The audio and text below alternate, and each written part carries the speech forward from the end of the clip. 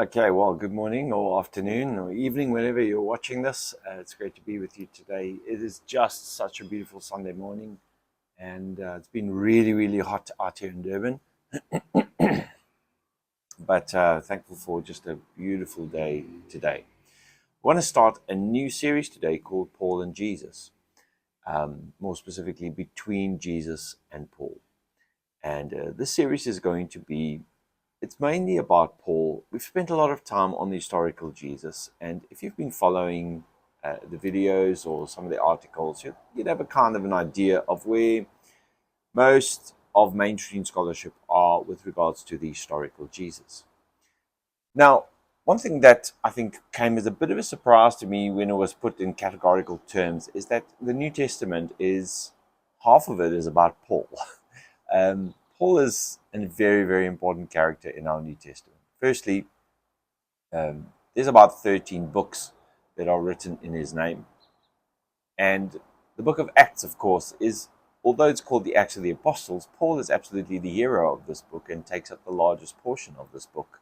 So if you add that one, we've got 14 out of the 27 books that are either written by Paul in his name or about Paul and his ministry. That's more than half. And that should immediately give you a little bit of an indication of the importance of Paul.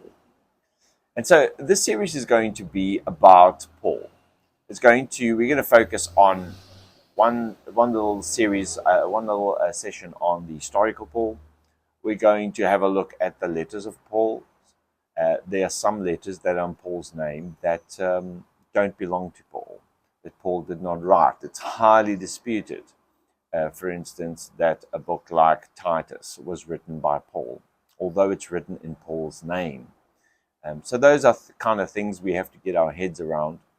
The good news is that we do have letters by Paul that scholars call the undisputed letters, or the genuine letters. And in these letters, I think there's 7 of them, we can really get a good idea from Paul himself about what he was about, who he was, what he did, how he felt about things. And unfortunately, we have to contrast that with 2 other portions in the New Testament. Number 1, the book of Acts, which is largely about Paul, but is written at least 50, some say up to 70 years later after Paul. And there's a lot of stuff in Acts that doesn't line up nicely with Paul's actual first-hand writing. So, of course, in those cases, we're going to prefer Paul's own writing over someone that writes 4 to 7 decades after him about him. So those are the small teething things we need to get through in order to get a beautiful picture of or a clearer picture of who Paul was, what he believed, etc. But our ultimate goal here is really to show or to embrace or to think about the idea that Paul changed the beliefs and the ideas of the early followers of Jesus in a very significant way. And it's really hard to piece together for this one reason. Paul's original or genuine writings is actually the earliest Christian writings we have in our, or extant, in other words, that exists. To put it bluntly, the Gospels were not written and then Paul writes. It doesn't work like that. Paul writes, and the Gospel writers, let's say Mark, our earliest Gospel around 70 AD, writes 15 years later. So it is way more likely that Paul actually influenced the writing of the Gospel of Mark than it is even possible that the writings of Mark influenced the Apostle Paul. For this reason, something that's logical but not obvious or intuitive, a lot of the things that we find in Mark, for instance, that we don't find firstly in Mark, we find them firstly in Paul. And the trick is that Paul categorically states that he got what he received, he did not receive from people, but got it directly from the revelation of Christ. In other words, to make a very long story short, a lot of what we have in our New Testament is the revelation of Paul that he claims to have received from a risen Christ in these experiences that he had. that influenced the writers of later, even the later gospel writers. So this is a little bit of a backwards or back to front way of thinking about the New Testament. Paul's stuff comes first in historical chronology. Then we find the Gospels. After that, we find the books written in his name, and then books like Acts, for instance. We now kind of sure that Hebrews was not written by Paul. That was the reason it was first included in the New Testament. But scholars are pretty sure that it's not written by Paul. We don't know who wrote it. So it's a bit of an anomaly. But the point is, it was originally included because they believed it was written by Paul. And so many of our books in the New Testament, really, if you take a tally of the books, or I don't know the exact numbers, but it is quite sobering to realize that the genuine letters of Paul are some of the only books we have in the New Testament which was actually written by the person who says he wrote them, and are in fact first-hand identified books. Our Gospels are anonymous writings. Some of the later books, like 1 Peter, 2 Peter, and 1 Timothy, 2 Timothy, Titus, even our beloved Ephesians, Colossians, Hebrews, were not written by Paul or Peter. The book of Revelation was written by a John. We are not sure what, scholars can't confirm that it was the actual Apostle John, the illiterate fisherman, who wrote an elaborate Greek work like this. Most say it wasn't. The point I'm trying to make is that in the New Testament, the genuine letters of Paul are some of the only letters we have, first-hand letters of someone that we actually know who he is. This alone should make you pause and realize that we got to take Paul seriously in terms of what he says, what he believes, because he in some way is the first of the ideas that we find in the New Testament. Now, the question is, maybe I'll say that a little bit more clearly later. But what we would like to investigate in this series is, was there differences between the way that Jesus and his closest followers, or his earliest followers, that would include the apostles, of course, were there differences between how they saw things and how Paul later saw things? Did they believe differently about the Eucharist, or possibly the baptism, or the coming of the kingdom? Did they understand Jesus in the same way? Now, the answer is there's a lot of differences. And the reason for that is because Paul, in his own letters, actually sketches a picture for us in which he operates quite independently of the apostles in Jerusalem. He goes up to meet them. He goes 3 times, and we'll speak about each of these goings in detail. But he largely operates independent, and he makes very sarcastic diminishing statements about them. For instance, that they were nothing to him, and that they didn't add anything to him, and that he did not get his revelation from people, which would include the apostles, but that he got it directly from Christ. Now, those type of statements are statements of someone that is not in full agreement, someone that believes that what they have is, number one, different and possibly superior to what the others have. And these are the things we're going to be investigating. Now, why is it that as a Christian, me being Christian for many years now, being in ministry for a very long time, I've spent a lot of time in the scriptures, I've never really added any weight to the idea that Paul could have believed actually quite differently than the early apostles. The reason for that is that later writers domesticate Paul, and they harmonize the ideas of the Jerusalem church and Paul. And the culprits here, if I can use that word, really are twofold, I guess, maybe threefold. But number one, we have the writer of the book of Acts. And in Acts, there's a very rosy picture of how Peter and Paul work together all the time, and their speeches are almost identical. Remember, we're talking about speeches that took place 60 years before. word for word. Their speeches are almost exactly the same. The disharmony that Paul writes about in his authentic letters are omitted in Acts. And Acts adds events, ideas that seems to want to bring Peter and Paul together in a kind of a superficial way that we don't get from Paul's authentic writings. Now, I never looked at the contrast because of my own view of the scripture at that time. But now being made aware of this, it does seem like Acts is written and has an agenda. Its agenda is to beautify the beginnings of Christianity. Its agenda is to harmonize Paul and Peter, to write as if they agreed about everything and quickly sorted out very minor differences and set the foundation for a very uniform faith. Second culprits to this is, of course, the books that were written in Paul's name later on. They also seem to domesticate Paul. They tone down his apocalyptic fervor with which he wrote.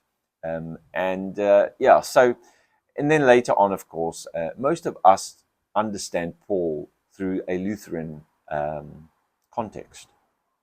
You might not be aware of this, but our view of viewing Paul is really through the Reformation. If you're a Protestant today, it is highly likely that your view of Paul is a Protestant view of Paul, which comes through the ideas of Luther, possibly also Calvin.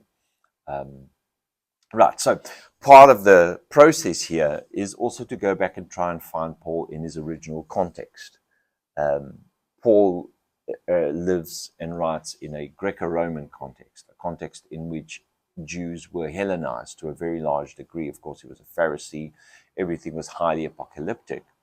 But their view of the cosmos was, in some sense, quite different from our view today, just because of a lack of knowledge. But their view of the cosmos was that it was absolutely littered with spiritual beings, and hierarchy of beings, evil and good, angels, demons, Satan, God. It's just not the exact same way we view the cosmos or the universe, as we call it today. Because we know there's no layers and we can't get to the next layer. This is something which Paul would have accepted as normal. As he writes of going into the third heaven, these are really Hellenistic terms for Paul. So we have to discover, and I think there's been a lot of scholarship in the last, well, as far as I know, I've read a lot of scholarship in the last 30, 50 years in which people have started to recover Paul in his historic context. In other words, stop looking at him through the lens of Luther or the Protestant movement. Look back at Paul as a Jew, a Pharisee, a Hellenized Jew at that, who had mystical experiences, and from these experiences became theologically active about the life of Jesus. I'm giving you just a summary today, but you'll know that Paul doesn't say much about the life of Jesus at all, and this is actually quite interesting. He doesn't really quote Jesus' teachings. There's two places where he mentions something very vaguely. He doesn't seem to be aware of any of the teachings of Jesus. Otherwise, I guess he would have quoted it. He doesn't say really anything about where Jesus was born or what his life was like. For Paul, Jesus is born of a woman, and he is, in some say, Paul would affirm, a pre-existent Christ that came. But for Paul, everything centers in the death and the resurrection. It's from this understanding of Paul that he creates his theology. And according to the author we'll be following, it's this theology that Paul receives in these mystical visions that shapes the entire New Testament. Not only the Gospels, but they shape Acts, Luke, and they also shape our later pastorals. So the point is that there's a lot to be discovered here. There's a lot of work to be done. There's a lot of work to be undone. And I think this is the kind of the realization I came to, that the view I've had at the Bible has kind of misled me in the sense that I just kept on harmonizing everything, whether it made sense or not. And that's why I'm enjoying the historical mission so much. Historians go back and they don't just accept an harmonization. They try and work out from the chronological order from good arguments and the evidence available to us, what could most possibly be a better reconstruction of early Christian origins? And so the tension between Jesus or Jesus followers, because Paul never really, as far as we know, never met Jesus, never argued with Jesus in the flesh. It was him and the Jesus followers that were in tension.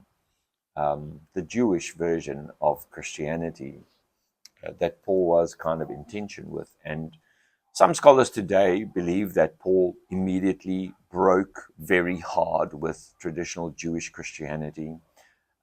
Some Protestants like me 10 years ago liked that view that we're no longer under the law and the law is completely obsolete, as Hebrews told us. And Paul also hints at often. Other scholars today, which I really respect, one of them would be Paula Fredrickson, would make a case that Paul actually never left Hellenized Judaism, but that his message was mostly to the Gentiles, and that he never really wanted Jews to leave the law. So there's a lot of mixed feelings about what Paul's theology really is and what the implications were for its time. It's not clear cut. If you've ever really read Paul, you'd understand that Paul, at one point, he'll say the law is good. The next point, he'll tell you that the law brings sin and that it's obsolete, and etc., etc. So it's really, really hard to decipher him. The best we can do is to try and rediscover Paul in his original context, try to discover the earliest Jesus followers in their original context, and then draw some conclusions from that. So we'll be following a scholar called James Tabor. I've known of James for probably about 7 years now. James is a professor in, I wrote this down because it's under correction here. My word. I didn't write it down, but I think he's a professor in ancient Judaism and in Christian origins. I think that's his field. He's retired now, but he, by his own words, says that he has dedicated his 40 years in the academic world to the life of Paul, and really one of the most interesting people you'll ever read on Paul or the historical Jesus. Some of these views, and I'll make mention where these views become a little bit more radical than the mainstream critical scholarship. I'll make sure to bring that up when the time comes. But most of what he says is pretty much down the line. Of course, it's not going to agree with apologetics, and that's not what we're here to do. We're not here to make apologetics true, rather more after the truth, the historical conditions, and the origins of the Christian faith. All right, so we'll be following James Tabor's book, Jesus and Paul. It was written about 20 years ago, I think. Very good read, very easy read. I would recommend absolutely that you get the book, you read it, get it on Kindle. I would also recommend Paula Fredrickson's writings on Paul. And I think I'll put up a list again of all the books that I have, in fact, read on this issue. And I think it's absolutely critical that Christians are made aware of the Jewish Greco-Roman context of Paul, because I think we have focused on Paul through the Protestant lens, and we've kind of missed possibly who he really was and what he actually believed. So the moment you take Paul and put him back in that context, there's a lot of things that I now feel it makes a lot more sense to me. I can actually read portions of Paul and say, oh yeah, for sure. I want to give an example of one of the things that Paul speaks about. Paul speaks about the God of this age. Of course, he doesn't speak about our age, but his age. And it seems quite clear there that he's referring to some form of Satan that's ruling that current age. Now, by the time I was a teenager, our theology in our church was that God was in control and the devil wasn't. And so it was always really hard to make sense of this, the God of this age portion. It's just something we kind of left and skipped over because we really couldn't get any idea of what it could really mean. Because how can Satan be a god, and how can he be the God of this world if God is the God of this world? It was just simply because we never really understood apocalyptic Judaism and the way that people in the first century thought about the cosmos. And so it's just one example of things becoming way more clearer to me the more I delve into the actual historical context. And I would encourage that for anyone that's serious about Jesus, Christianity, the Bible, and Paul. We often don't know the lens we're looking through until we discover different lenses. Um, that seems to be very true. All right, so that's 20 minutes already, so I'm not sure how far we'll get with the formal introduction today, but we're going to start this series with a brief timeline of the first century and highlighting some of the most important aspects of it for our study. All right, so as you'll know, we started around 4 BC, when most scholars agree Jesus was born in and around 4 BC, and our best evidence is that Paul was also born before 4 BC, making him and Jesus quite close to the same age, if you will.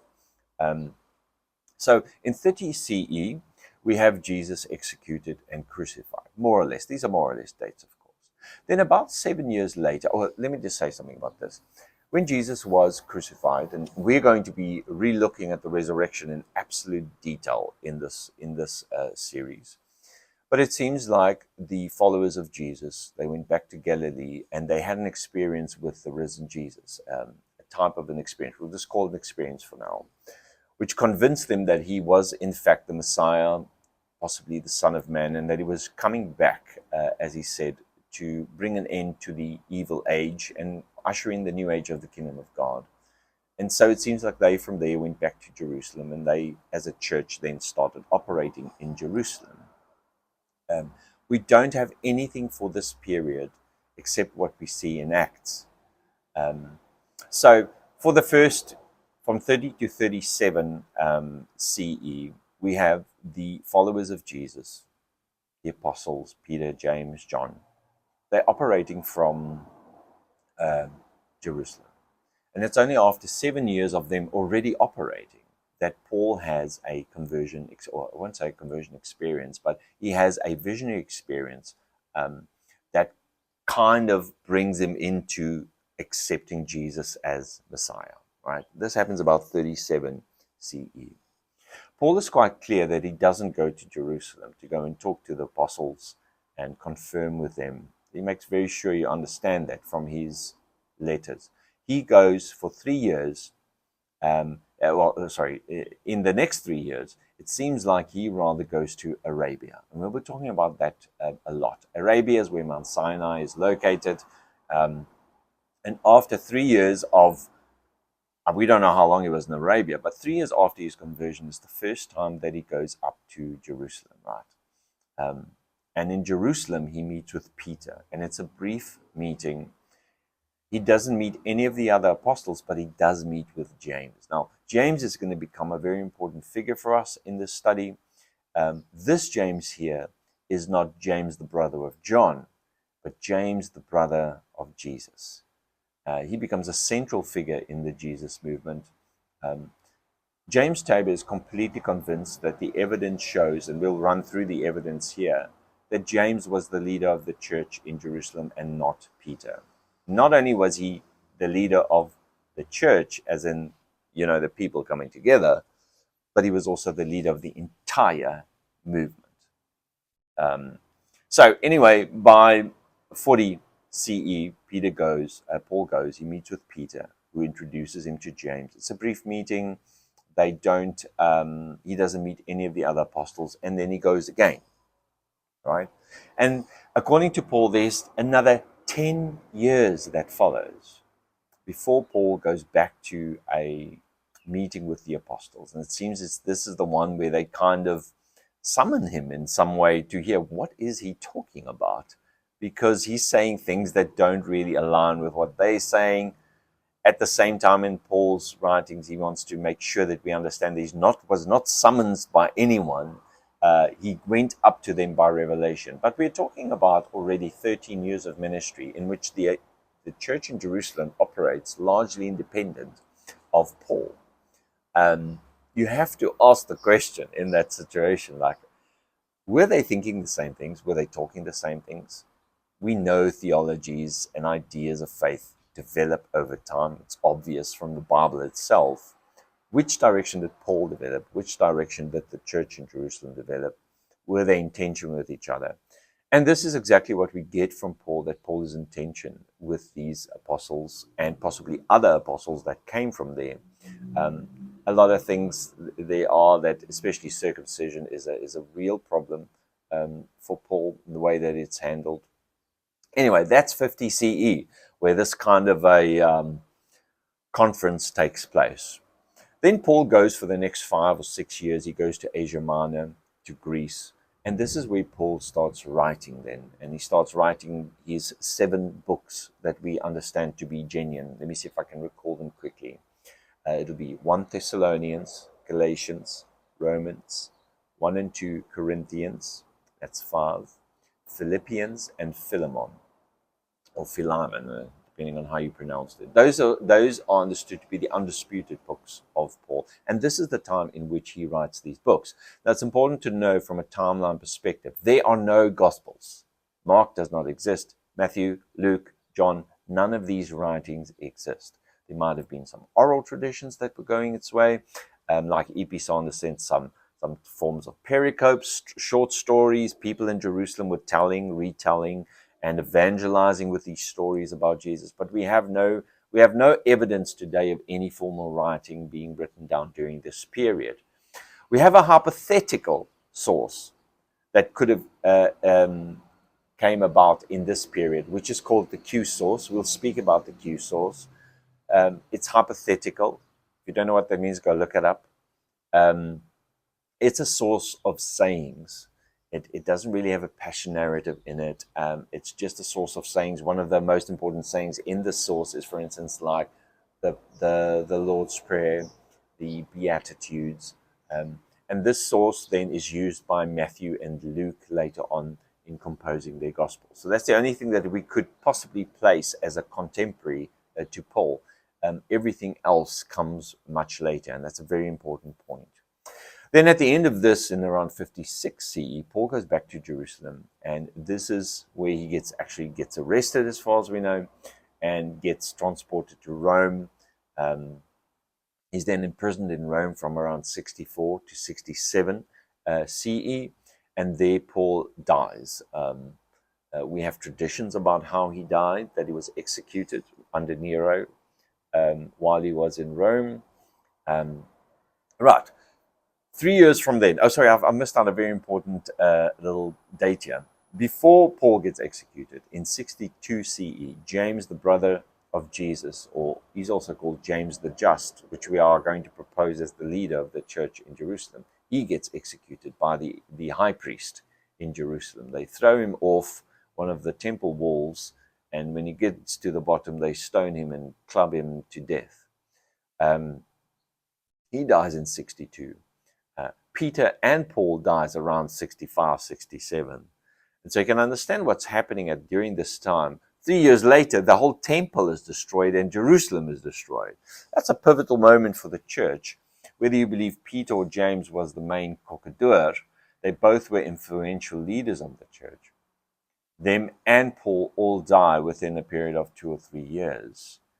The temple, which would have been the place where the apostles went for worship, right? The temple is gone. Everything is gone. And all we have left, really, is the writings of Paul. And so it seems likely that the writers of the Gospels from here would pick up the writings of Paul, together with other sources like pericopes on stories of the life of Jesus, and possibly the hypothetical Q source with many sayings of Jesus in. And this is where the compilation of the Gospels start happening around 70 AD Mark, Matthew around 85. And then we have Luke and Acts, we believe, are written by the same person. And the dating of Luke Acts, we call them a 2-volume work, is very dubious. Not dubious, it varies quite a lot. Some put it as early as 85. Some put it as late as in the beginning of the 2nd century because of Acts' reliance on the writings of Josephus. So it's really, there's quite a bit of play in the writing of that. And then, of course, we have John around 95 CE. And then we have the pseudographic letters or pseudonymous writings of Paul. writings written in Paul's name or Peter's name that also come from the 2nd century. So that gives you a quick chronology of how the New Testament was written. All right, so the Jerusalem temple falls in 70 AD. And you can imagine how that would have affected the church in Jerusalem. Now, Paul had already established churches outside of Jerusalem, but the Jerusalem church probably at this point scatters. And you can understand how Paul becomes more influential after this period, because we have all his writings doing some form of circulation, and we also have his churches being well established and rather unaffected by complete destruction of Jerusalem and the temple. Most scholars, including James, that I know, affirm that this is the time in which Pauline Christianity started becoming more prominent than the Jewish Christianity of the first followers of Jesus, the apostles, together with James. Right. That gives us a rough timeline of how things happened in the 1st century. Now, let's talk a little bit about Paul and the book we are going to be following. The book Jesus and Paul by Professor James Tabor it's an historical investigation, right? You're not going to really get much doctrine from this. This is not going to align with your church doctrine or with ideas you might have yourself, because it's coming from a historical point of view. The person writing here really doesn't have a dog in the fight trying to prove that Jesus said this because that's his personal belief. It's about what can we show and how can we show it. What does the evidence look like? And we're following the evidence. That's kind of the idea. So it's a historical investigation into a very particular way of understanding Christian origins. That Christianity, as it is confessed today by millions of Christians, come in fact from the Apostle Paul, not from the historical Jesus, Peter, James, or John, or the original apostles. Now, let me just qualify this. Yes, Jesus is the center figure of Christianity. Without Jesus, there would be no Christianity. Absolutely. But Christianity, as we understand it today, was mostly formed by the ideas of Paul. And these ideas are not necessarily perfectly in step with the ideas of the earliest Jesus followers in Jerusalem, or Jesus himself, for that matter. There was a version of Christianity that existed before Paul came on the scene, right? We really have, before the Jerusalem conference in 50 CE, where there was a proper confrontation about theology, we have 20 years of the Jerusalem church operating largely independent of Paul. And we have Paul operating at least 13 years, largely independent of the Jerusalem church, right? So this gives us pause. Like, the church in Jerusalem had no idea of the theology of Paul in their first 20 years. We have to think about that. That gives us pause, right? Okay. So there was a version of Christianity that existed before Paul. It was affirmed, of course, by Jesus and his followers, the followers of Jesus, the close followers of Jesus, including people like James, Peter, John, and the rest. They would have received a type of instruction from Jesus on what to do next. But it does seem like there's some big discrepancies between that and what Paul put on the table a little bit later. The version of Christianity led by James, the brother of Jesus, and Peter and the other apostles. The message of Paul, which created the Christianity we know today, and the message of the historical Jesus, they are not the same. And I think this is the most sobering thing I had to swallow, is this, that I just always assumed, of course, Paul and Jesus believed the same things, until it was shown, to me it was shown by reading books, historical books, but scholarly books, that they actually don't. And there are big differences, there are small differences, there are insignificant differences, and there are huge differences. That is what this book and this series is going to be about. The message of Paul, which created Christianity as we know today, and the message of the historical Jesus are not necessarily the same. And in some ways, they do oppose each other. Paul is possibly the most influential person in human history, right? He shaped the way we think about practically everything religious, especially in the West, of course. His doctrines and traditions are deeply entrenched in our culture, even today. And it takes a bit of self-reflection to realize this, but I think it's quite obvious. In contrast, Jesus, the historical figure, the Jewish Messiah of his time, he sought to establish the kingdom of God here on earth. This idea has been largely lost by a large portion of the church today. Right? I won't put everyone in that basket, but I definitely would put my early Pentecostal years into that basket. It is Paul's version of Jesus that's central in our theology, our hymns, our creeds, and our sermons. It is to this apostle that ideas like the following 6 ideas originate with Paul. And we say originate because he's the first one that ever writes about them, right? And we have not really have much way to link them to anyone before that. We see them in the Gospels, but the Gospels pick up on Paul's theology and mixes that with earlier oral tales of the life, stories about the life of Jesus, and possibly some saying sources. But the idea of Christ as God or born in the flesh seems to be something, the idea, of Christ as God, which was born in the flesh, we first find in Paul. The idea that Jesus' death was a sacrificial death, an atoning death for the sins of mankind, we find first in Paul. The idea that it's the resurrection from the dead that guarantees us eternal life for everyone who believes in it is something that originates firstly with Paul. The idea of a spiritual communion with Christ as a mystical union, the in Christ position, you won't find in the Gospels or in anybody else's writing. These are ideas that were created by Paul. The idea that there is a baptism into the Spirit is an idea that comes from Paul, that baptism baptizes us into the body of Christ and normally is witnessed or goes